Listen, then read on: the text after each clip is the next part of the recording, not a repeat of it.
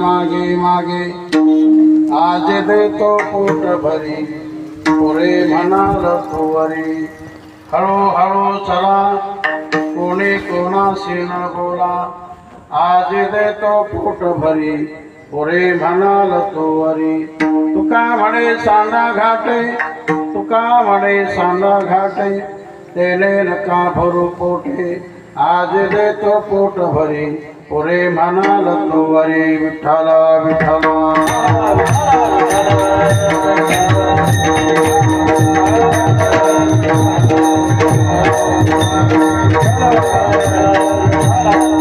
पांडुरंगा करो प्रथमान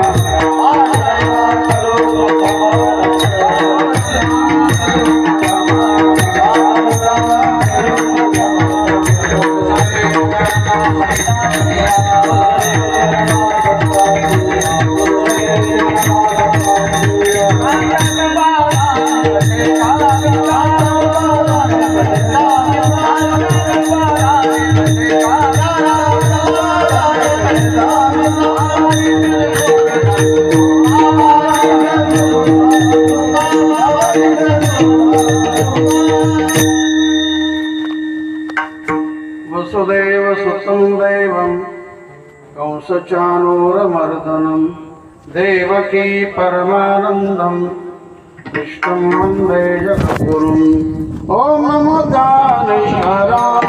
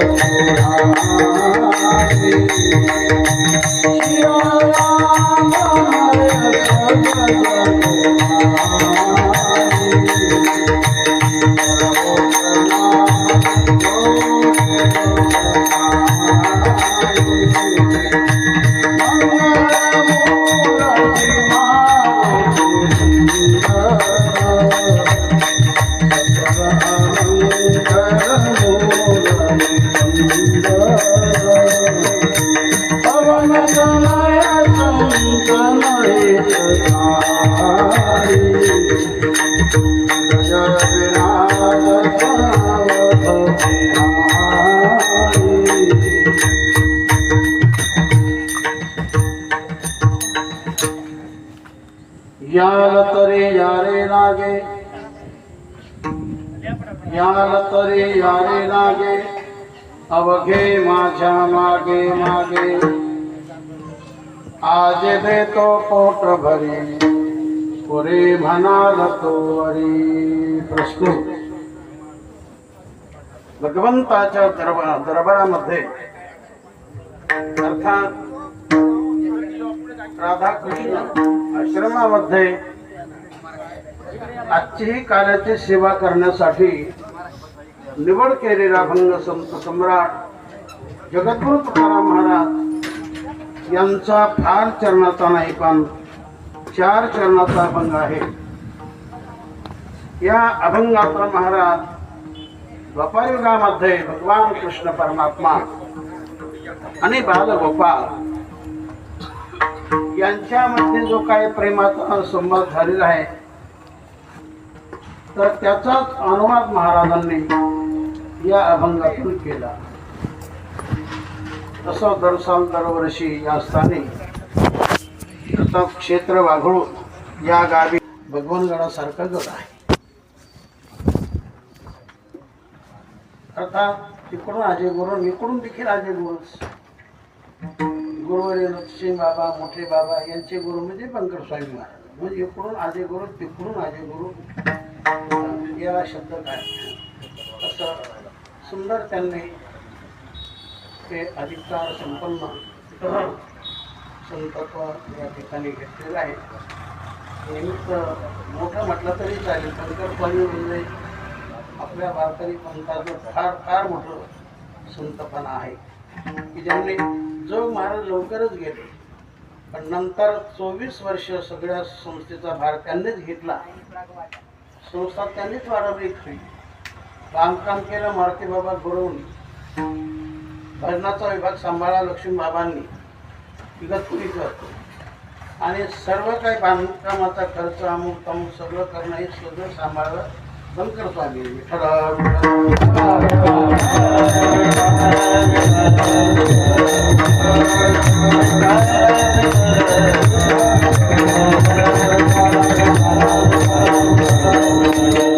या ठिकाणी श्रोते मंडळी चांगली आहे. त्यामध्ये महिला वर्ग आहे, पुरुष वर्ग आहे आणि आमची सर्व काही महाराज मंडळी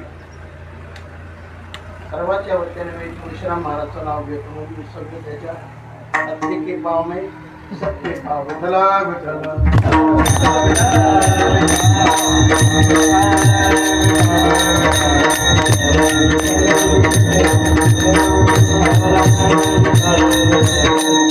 याला तरी यारे लागे अवघे माझ मागे मागे आज देतो पोट भरी ओरे म्हणाल तोवरी. हा गोड असा अभंग आहे. तर द्वापर युगामध्ये 2 तासाने गोपाळांचं जे काही बोलणं झालेलं आहे, जो काही संवाद केलेला आहे त्याचा अनुवाद महाराजांनी या अभंगातून केलेला आहे. असो आज आहे काला आणि काला झाल्यानंतर मग काला. आपल्या वारकरी पंथामध्ये काल्याला फार महत्व आहे आणि म्हणून सर्वांनी काला सेवन केला पाहिजे. ज्यांच्या जीवनातील हिणकसपणा गेला, त्यांच्या जीवनातून नको ते गेलं, हवं ते आलं, याचंच नाव काला म्हणा.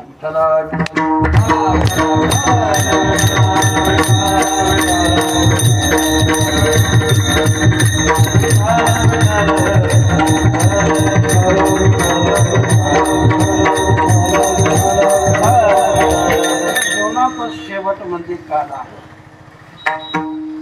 जो देव स्वरूप झाला याचं नाव काल आहे. जो आनंद स्वरूप झाला याचं नाव काल आहे. आणि म्हणून सर्वांनीच काला सेवन केला पाहिजे. आणि म्हणून ज्याच्या जीवनामध्ये नाही काला मग तो मनुष्य जन्मालाच कशाला आला. हेच जीवन आहे. पुन्हा प्राप्त होईल अपेक्षा न करणे, या जीवनामध्ये सर्व करून घेणे, या जीवनामध्ये केलं तर मनुष्य देव होतो. देव ठरवलं तर विठला विठल.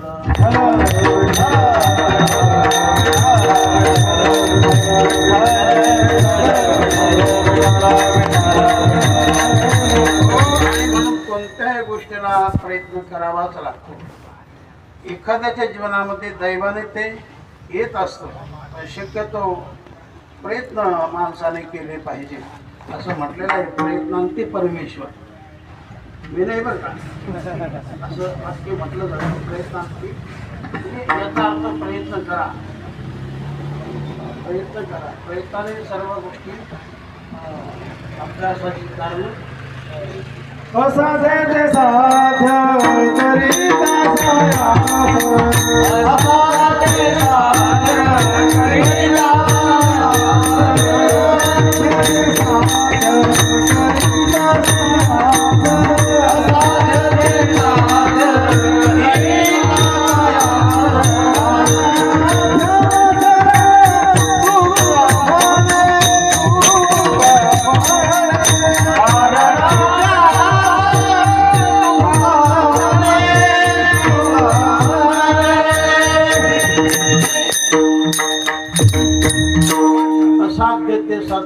करिता सायास कारण अभ्यास तुका म्हणे. तेव्हा सर्वांनी आळस न करता आपलं साध्य प्राप्त करावं, अर्थात शेवट गाठावा, अर्थात देवस्वरूपाला प्राप्त व्हावं. विठ्ठला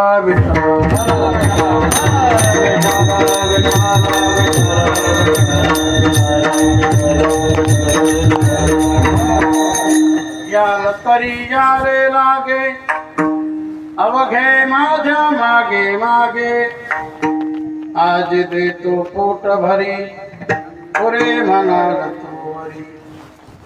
तेव्हा कार्याचं कीर्तन म्हटल्यानंतर त्या प्रसंगी भगवान कृष्णाने गोकुळात असताना जे काही चरित्र केलं त्याबद्दल काय करत तुकाराम महाराजचे प्रमाण.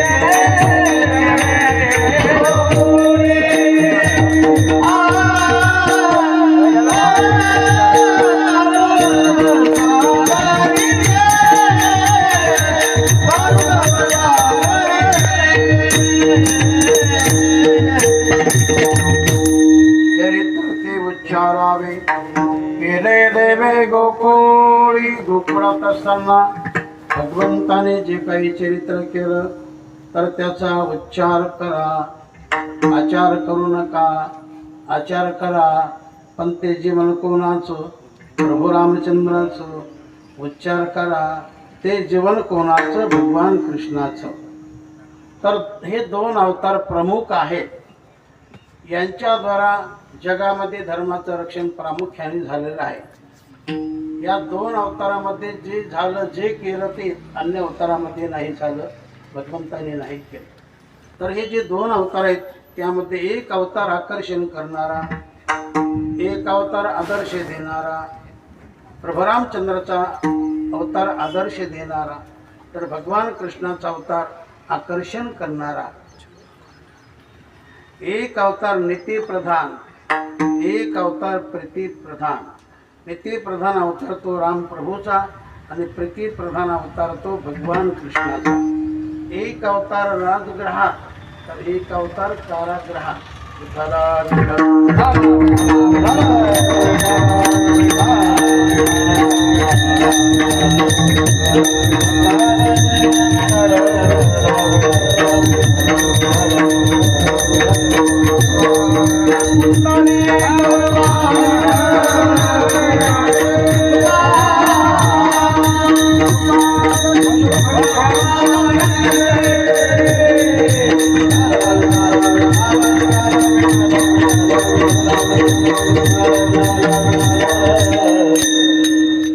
असो ही कार्याची सेवा आहे.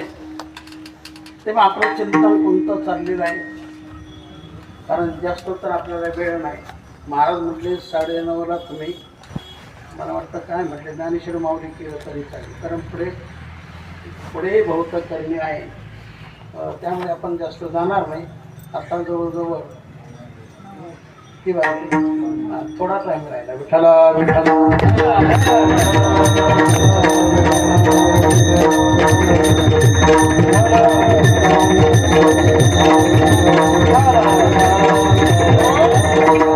तेव्हा सकळ अवतारांचा राजामध्ये भगवान कृष्णाचा अवतार हो. अवतार हा जीवाचा नसतो, अवतार हा देवाचा असतो. जन्म हा देवाचा नसतो, जन्म हा जीवाचा असतो. ज्याला जाणं येणं नाही तो देव, आणि ज्याला जाणं येणं तो जीव. विठ्ठला विठ्ठला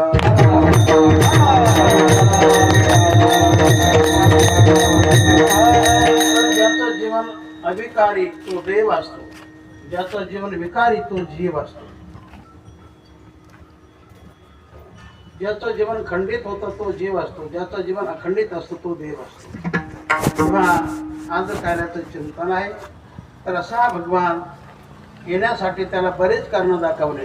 ऋण फेडावे अवतार केला, अविनाशाला कारासी, पृथ्वीचा भार करावे आदुर, म्हणून अवतार घेतला सै. आहे तुका म्हणे धर्म संस्थापने, केला नारायण अवतार. अनेक कारण समोर करून भगवान कृष्ण परमात्मा गोकुळामध्ये अवतीर्ण झाले. विठ्ठला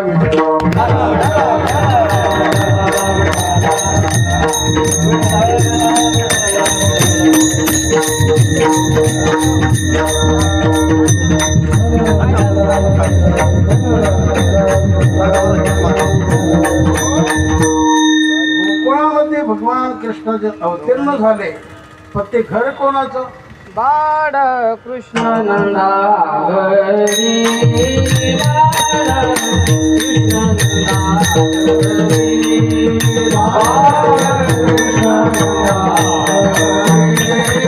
बाळ कृष्ण नंदा हरी, बाळ कृष्ण नंदा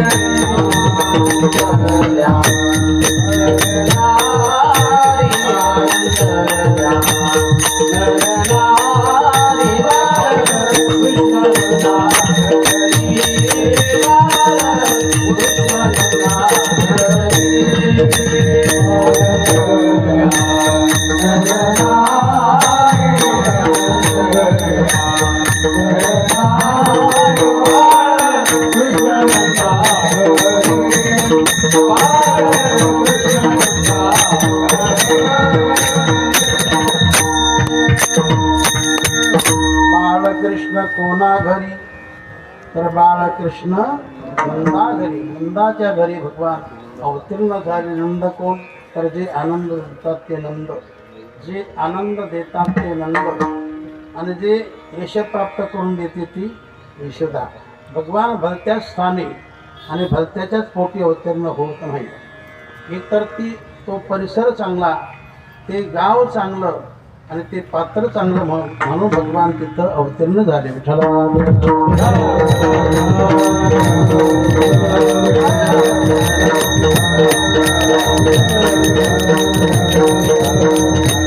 अन्नाचा कंद सुखनिधी सागर भगवान कृष्ण परमात्मा नंदगृही अवतीर्ण झाले आणि लहानाचे मोठे होऊ लागले. इतर भगवान फारच मोठे झाले. नंतर गोकुळाच्या बाहेर गेले असं नव्हे, बालपण असतानाच त्यांचं पूर्ण बालपण हे गोकुळात गेलेलं आहे.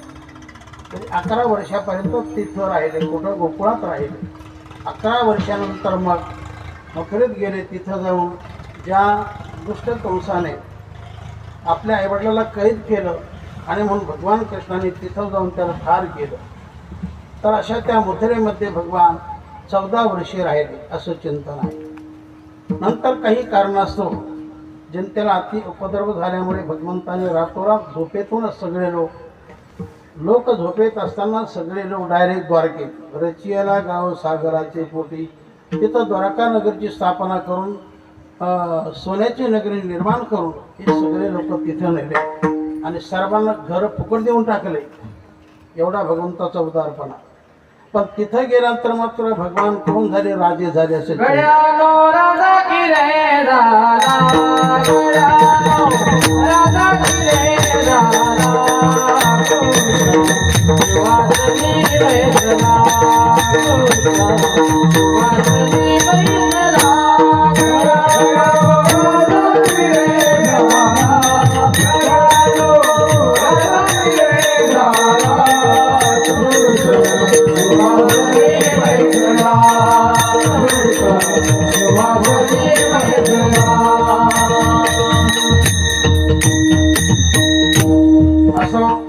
भगवान कृष्ण परमात्मा गोकुळात असताना लहानाचे मोठे होऊ लागले. नंतर भगवंताने मित्र जमा केले आणि एके दिवशी भगवंताने सर्वांना विचारलं,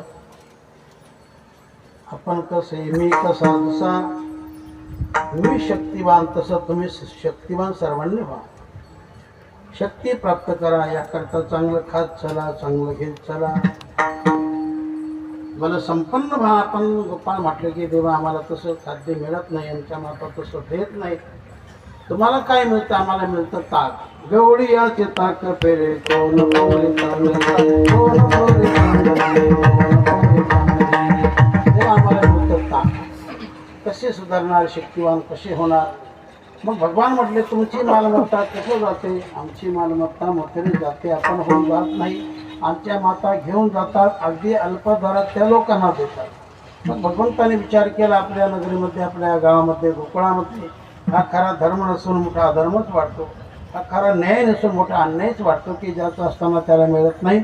भलतेच माणसं खातात आणि शक्तिवान होतात. त्याकरता एक अशी म्हण आहे की ज्याचा माल त्याचे हार आणि कोले पत्रे पडलेत ना. त्याकरता भगवान म्हटले मी सांगतो तसं करा. नेमकं कसं करा? अभंगातील पहिलेच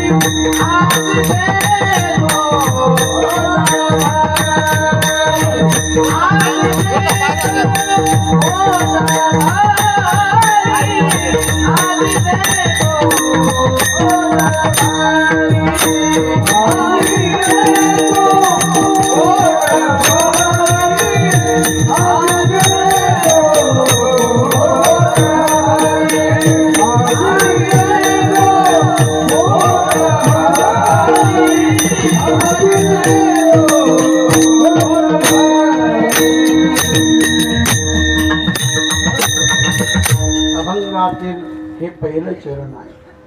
याला तरी या रे लागे अवघे माझ्या मागे मागे.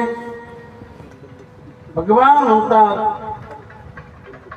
जर यायचं असेल तर सर्वांनीच पाठीमागे चला. याला तरी या रे लागे. आणि शिवाय मागे मागेच, पुढे पुढे नाही. देवाच्या पुढे कधीच जाऊ नये. जो देवाच्या पुढे जातो तो टपोरा खातो. म्हणून गुरुच्या पुढे कधीच जाऊ नये, त्याला टपोरा बसतो. आईवडिलाच्या पुढे कधीच जाऊ नये, त्याला टपोरा बसतो. थोरा मोठ्यांच्या पुढे कधीच जाऊ नये. यांच्या समोर सर्वांनी नम्र राहावं. नम्रता शेत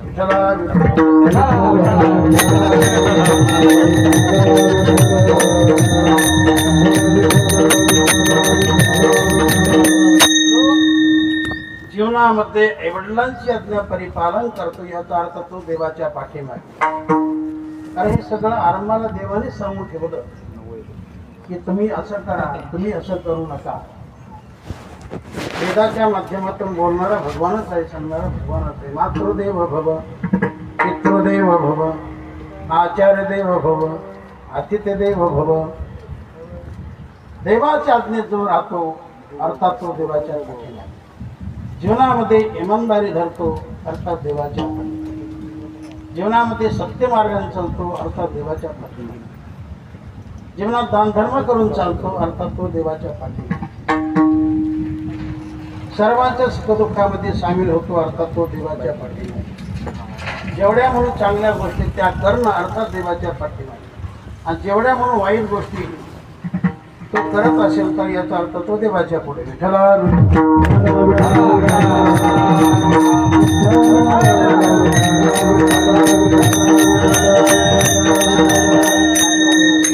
तरी या रे लागे अवघे माझ्या मागे मागे.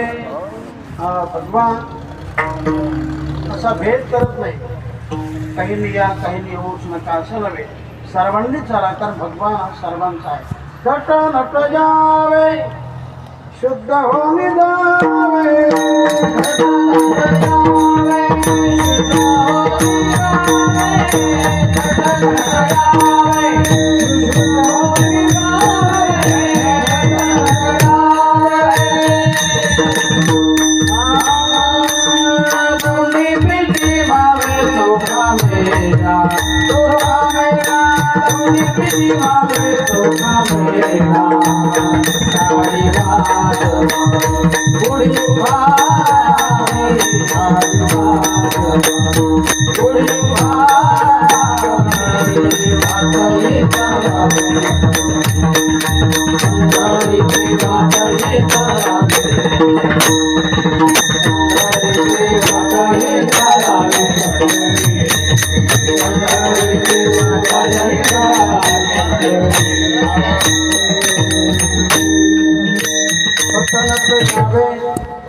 शुद्ध होऊन जावे दवंडी पिटी भावे चोखा मेवा तुम्ही कसे असा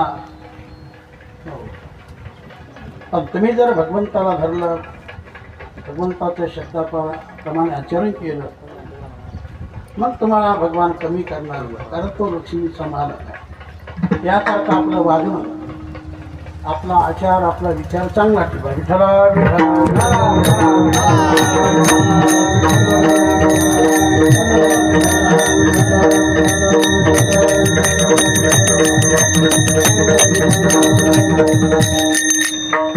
दोन शब्द कमी पण आचारसंहिता चांगली असावी विचार चांगले असावे इमानदारी असावी प्रामाणिकपणा असावा या गोष्टी फार महत्त्वाच्या आहेत सगळ्याच गोष्टी लागतात पण त्यामध्ये आचारसंहिता विठ्ठला विठ्ठल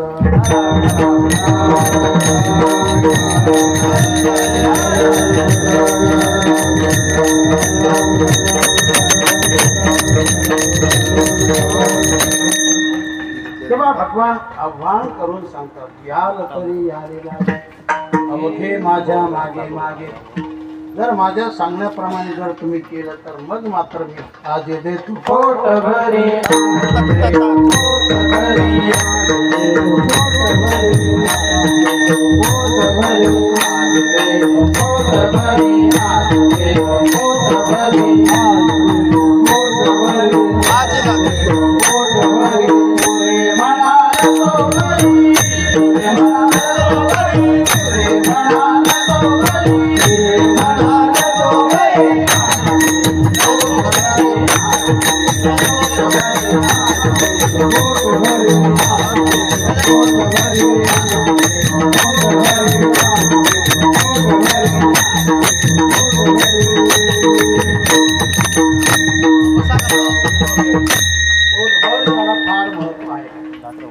देवाकडून पोटभर मिळतं आणि जीवाकडून संसाराकडून चिमूटभर मिळतं चिमूटभर मिळाल्याने पोट भरत नाही जीवनामध्ये पोटभर असावं आणि मग जीवाकडून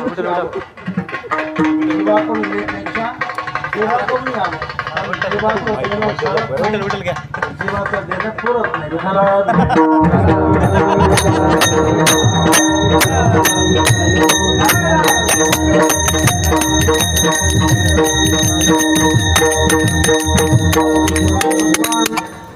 पोका आश्वासन देतात वास्तव देतात जर असं केलं तर आधी देतो पुढे म्हणाल चोरी तर गोपाळाने ते मान्य केलं तेव्हा चला माध्यम कोणतं चोरी भगवान झाले पुढे गोपाळ झाले मागे पण जरा बडबड करू लागले गोपाळ आवाज देऊ लागले चंचलपणा करू लागले तेव्हा भगवान म्हणतात आपल्याला करायचं चोरी कर्म आणि चोरीचा प्रकार असतो कसा तर चोरीचा मामला ना हळूहळू बंबला आणि तुम्ही कसं चालायचं हळूहळू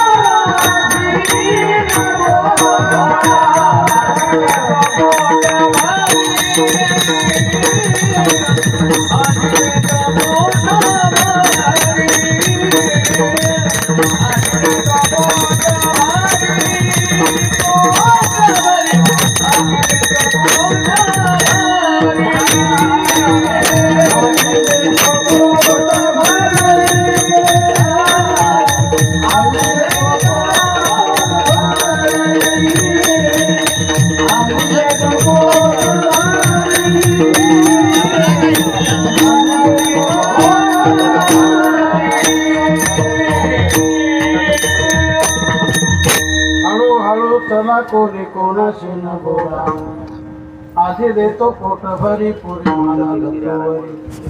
चला आपण जसं हळूहळू चला बोला पण कोणीच कोणाशी नाही. याचा गर्भित अर्थ देवाची कोणती साधना करताना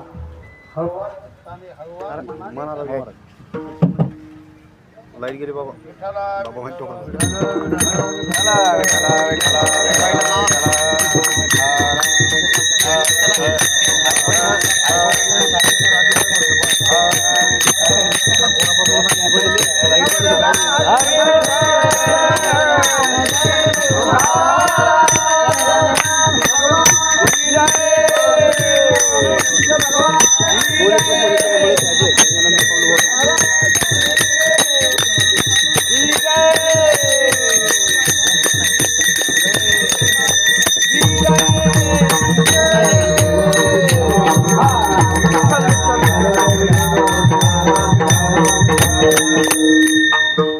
असो चोरी कर्म सुरू झालं. तरी वार्ता गावामध्ये पसरली गेली. पुढे काय झालं हा भाग आपण नंतर पाहू. पण हळूहळू चला कोणी कोणाशी न बोला त्याचा गर्भित अर्थ आपण बाहेर आलो. हळूवार चित्ताने कोणती साधना करा मन लावून ध्यान ठेवून लक्ष ठेवून आणि भावना देऊन. कारण दोन गोष्टी लागतात. एक तर आपलं तिथं मन लागतं आणि एक तिथं आपलं प्रेम लागतं. तर ती साधना फलीभूत होते. विठ्ठला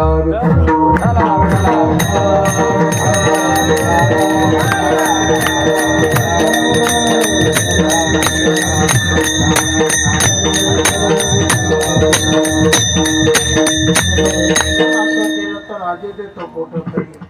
आणि केलेली साधना त्याची फार वदंता नको. हे मी केलं ते मी केलं असं अहंकार तिथं नको गर्व तिथं नको. मग त्याचं एवढं फळ मिळत नाही. एवढं म्हणजे फार वाया जातं असं नव्हे. पण जसं पाहिजे तसं टक्केवारी कमी पडते. विठ्ठला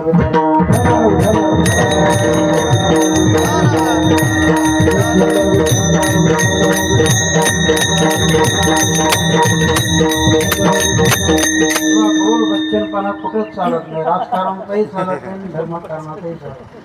माणसाने फार बोल बच्चन असून नसावंच. त्यामध्ये सगळं खरं असावं त्याला महत्त्व आहे. मग त्याला पावते भगवान देतो. तुम्ही जे काही साधना कराल त्याचं फळ भगवान देतो. तुम्ही जेवढं जसं कराल जीवनामध्ये जसं वागाल जेवढं तुम्ही योगदान देणार त्याची पावती भगवान देणार. कारण भगवान कोणाचा फुकट घेत नाही आणि ज्याचं त्याला दिल्याशिवाय राहत नाही असं भगवान. विठ्ठला विठ्ठला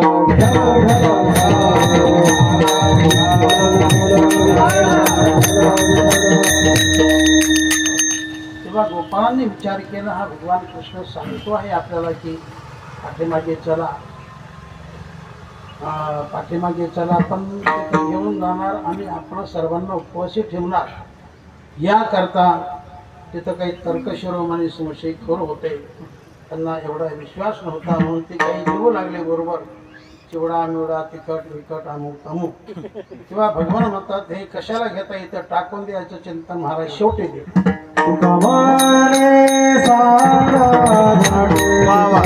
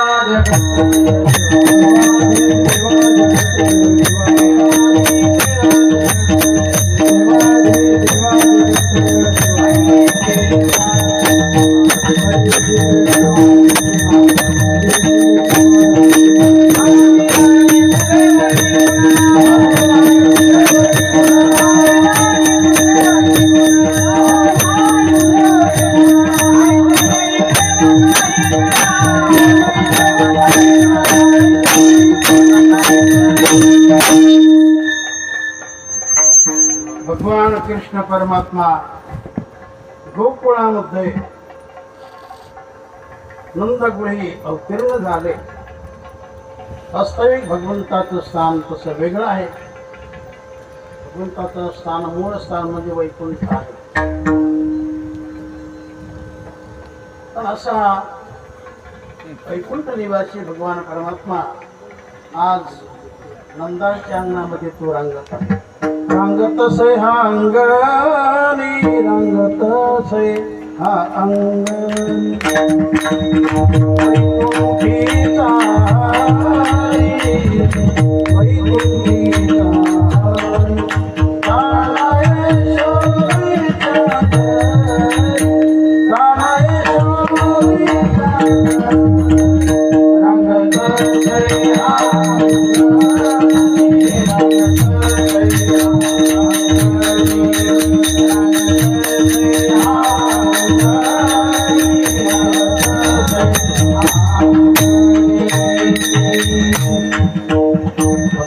कृष्ण परमात्मा नंदाच्या अंगणामध्ये रांगू लागले की ज्या भगवंताचं सर्व काही सुंदरपण आहे, अशा सुंदर अंगाने भगवान आता रंगत आहेत आणि एक एक लीला करत आहेत. भगवंताचं पूर्ण जीवन हे लीलाधारी आहे. विठ्ठल विठ्ठल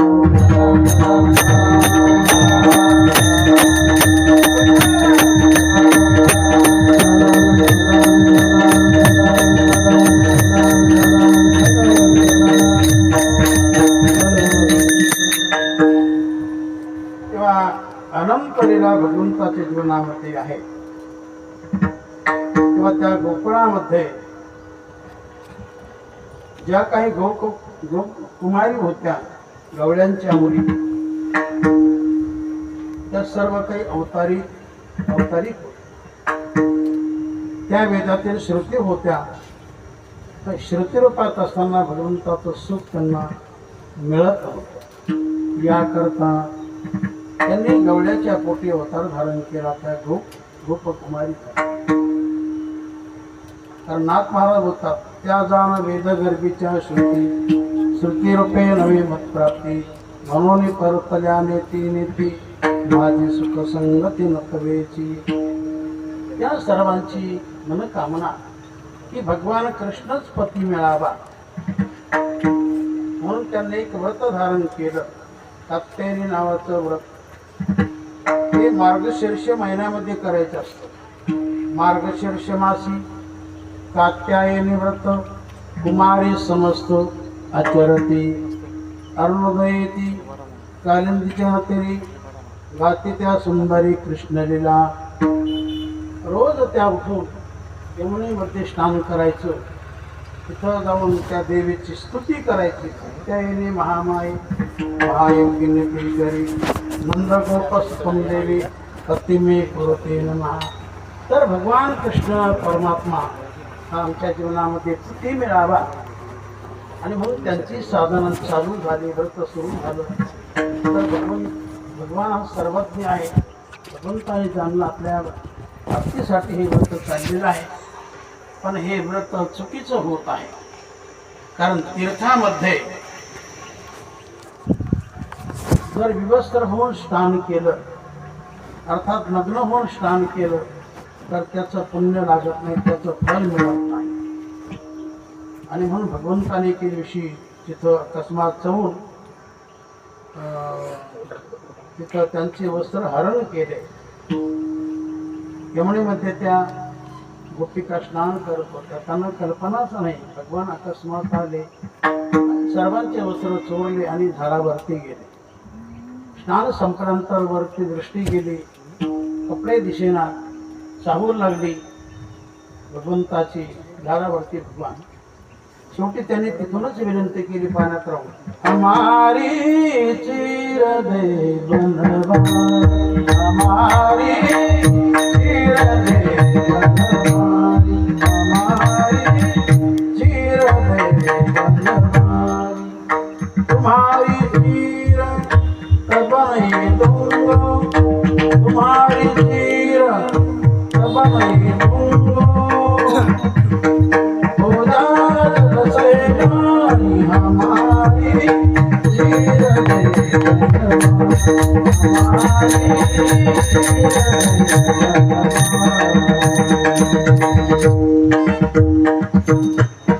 हो जा जल सेनानी, तरच मी तुमची वस्त्र तुम्हाला देणार. अडल्याप्रमाणे भगवंताने सर्वांची वस्त्र देवाला देऊन टाकले. देवाने गोपिकांना देऊन टाकले. आणि पुढे चालून भगवंताने देखील सर्वांना शब्द दिला होता, तुमची मनकामना मन इच्छा. अर्थात जीवनाचं सार म्हणजे सुख आहे. माझं वास्तव सुख तुम्हाला, माझा वास्तव आनंद तुम्हाला रासलीला या माध्यमातून देणार आहे. पुढे चालून तो योग आला. शरद पौर्णिमा आली. भगवंताने वेणू वाजवला. गोकुळातील सगळ्या गोपिका ज्या काही अवतारिक होत्या त्या सगळ्या भगवंताने जे स्थान निवड केलं त्या स्थानी आल्या. नंतर भगवंताने महारासलीला करण्यासाठी गोलोकधामातून असंख्य गोपिका तिथं हजर केल्या. भगवान काय करू शकत नाही, भगवान सगळं काही करू शकतो. असंख्य गवळणी ज्यांचं गणितच होत नाही, अशा असंख्य गवळणी पण भगवान एकटाच होता. मग भगवंताने सर्वांच्या बरोबर एक एक कृष्ण रूप धारण केलं. एक एक गवळाला, एक एक गोपाला, एक एक गवळाला, एक एक गोपाला, एक एक गवळाला, एक एक गोपाला, एक एक गवळाला, एक एक गोपाला, हरी हरी हरी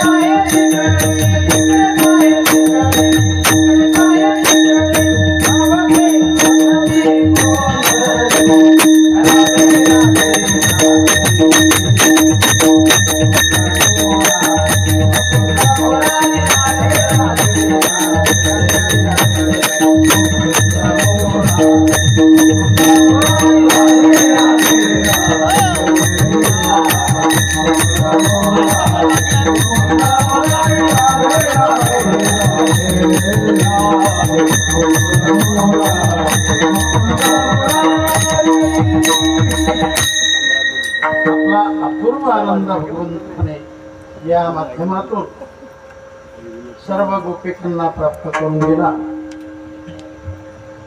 पुढे चालून चोरी कर्माचं गाणं कानी पडू लागलं, कारण भगवंताने सर्वांसाठी चोरी कर्म सुरू केलं. तर ही वार्ता सर्वत्र गावामध्ये पसरली. कोण चोऱ्या करतो म्हणती नंदाची या पोरे, आज चोरी केली करे तुझा विधानाशी, नभे दुसरी आईशी. आणि यशोदा माता सर्वांचं मान्य करून घेना, पण गवळणी मात्र पुन्हा पुन्हा दारी आल्याशिवाय राहिला.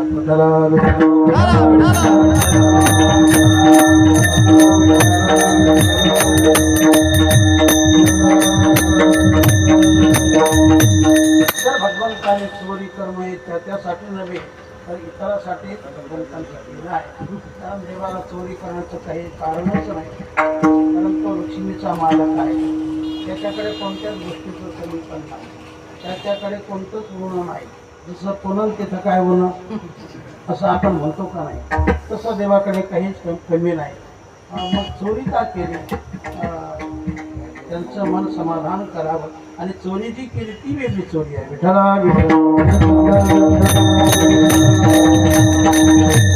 आणि ज्यांचं मनपूर्वक निमंत्रण असेल की भगवंताने आपल्याकडे यावं आणि जे आपलं असेल ते खाऊन जावं, असं भावनाप्रधान घर, भावनाप्रधान मन ज्या ठिकाणी असेल अशा ठिकाणी भगवान जात होता.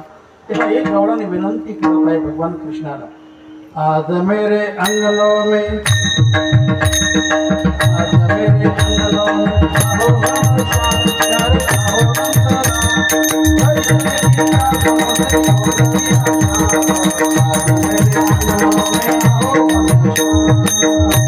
तर हे देवा, हे भगवंता, तो आमच्या घरी आहे, आमच्या अंगणामध्ये, आणि जे आमचं असेल ते तो खाऊन जाईल. अंगना में आओ मेरे माखन को खाओ, अंगना में आओ मेरे माखन को खाओ, मीठी मीठी बात, मीठी मीठी बात सुनाओ नंदलाल, सुनाओ नंदलाल. दर्शन की बात मुझे दो आशा, आज मेरे अंगनों में आओ भगवान. अशा परीने भगवंताने सर्वांचं मन तृप्त करावं. तर अशी चोरी कर्माची वार्ता फारच झाली. यशोदेने देखील विचार केला की ज्या अर्थी सगळे तोंड सांगतात, मुख सांगतात, काहीतरी होत असावं. याकरता भगवंताला सांगण्याचा प्रयत्नही केला की असं का काही होणे का कधी तुझे चोरी, किती सांगतो चोरी का करायची, आणि आपल्याकडे काय काही, आणि आपल्याकडे कमी असल्यानंतर चोरी करावीच का? चोरी करावीच का? उलट मजुरी करावी, पण माणसाने चोरी करायची.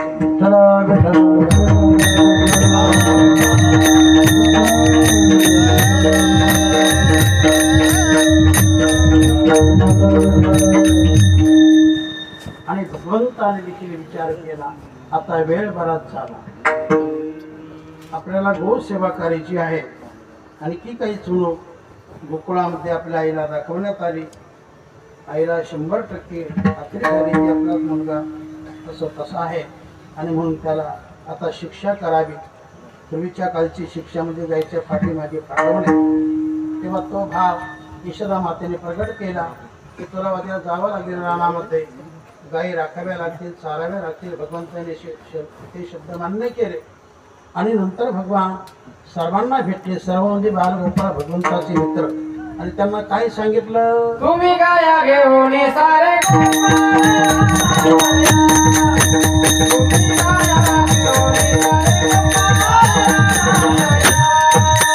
तुम्ही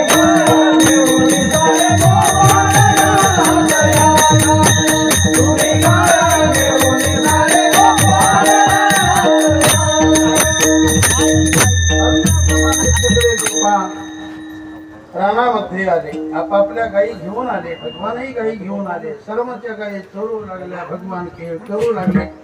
बरेच खेळ भगवंताने केले आणि जे काही महत्वाचे खेळ आहेत ते सगळे खेळ देवापासूनच जन्माला आले. आता जरी जगप्रसिद्ध खेळ आहे क्रिकेट नावाचा, याचा देखील करता धरता निर्माता कोण आहे? भगवानच आहे. खेळण्याची पद्धत वेगळी असेल पण खेळ मात्र भगवान कृष्णाचाच आहे. विठ्ठला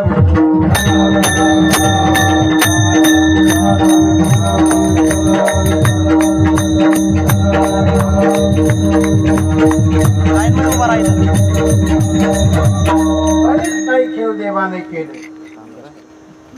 हा, आणि लहानपणी खेळच करायचे बरं का विश्राम महाराज. लहानपणी खेळ केले पाहिजे, फक्त मोठीपणी खेळतो खेळण्याच्या अवस्थेमध्ये खेळ करून द्यावे.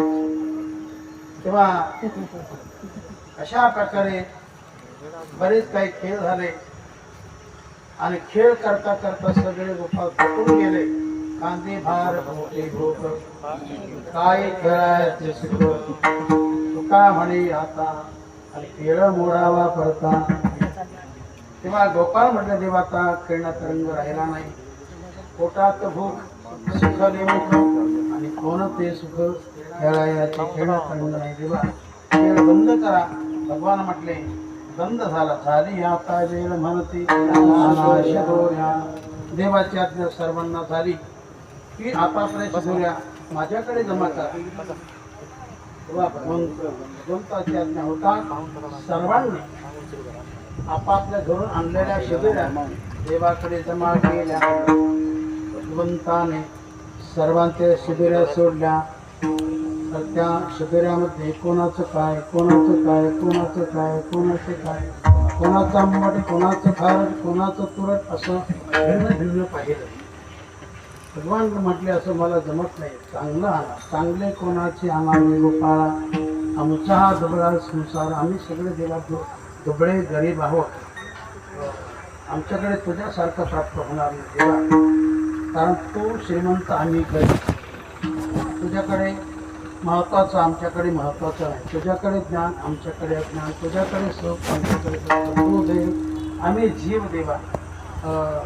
तर आमचं जे असेल ते परत सामावून घ्यावंच लागेल असा नम्रभाव प्रगट केल्यानंतर नंतर भगवंताने सर्वांच्या शिदोऱ्या एकत्रित केल्या आणि तोच प्रसाद भगवान सर्वांना वाटप करू लागले. अनुदान घेतली आणि प्रसाद देतो.